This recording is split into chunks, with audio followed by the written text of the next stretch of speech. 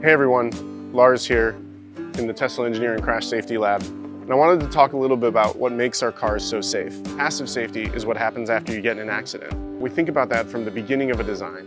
And what we're trying to do is absorb as much energy from whatever object you hit before it gets to the cabin. At Tesla, we always like to think we have two rules. Number one, protect the occupant. Number two, protect the battery. See rule number one, protect the occupant. The way we do that is in a progressive nature of crash structure. This is what a car looks like underneath the skin.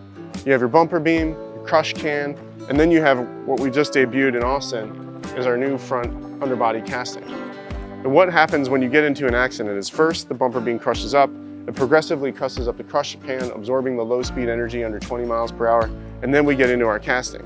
The design is such that the ribs at the beginning of the casting are thinner than the ones at the back, and we progressively increase them so that we have controlled crushing of the entire system as it goes up before it gets to the cabin here. But what else you'll notice is there's multiple load paths. This is a higher load path for compatibility with other vehicles on the road. Sometimes we need a lower load path if you hit a different sized object.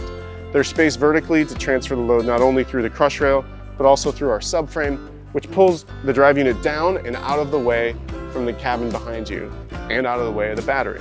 But we don't just do that in a vertical sense. We also do it laterally. Your main crush rail is great if you hit something up front, but if you hit a pole or a tree just outside that crush rail, there's nothing there to absorb an energy in most cars.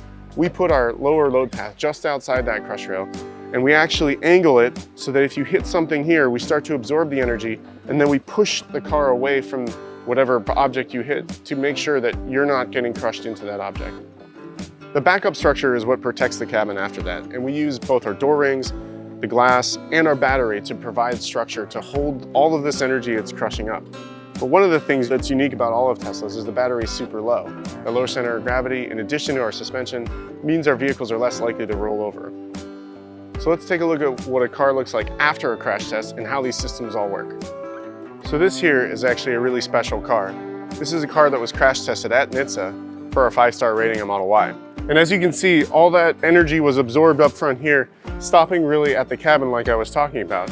And we do such a good job of that you can actually open the door and get out. And as you can see, aside from a little bit of white paint and some airbags blown off, the cabin looks like it was untouched. And that means the occupant inside has all of the room that they had before the accident to survive the accident.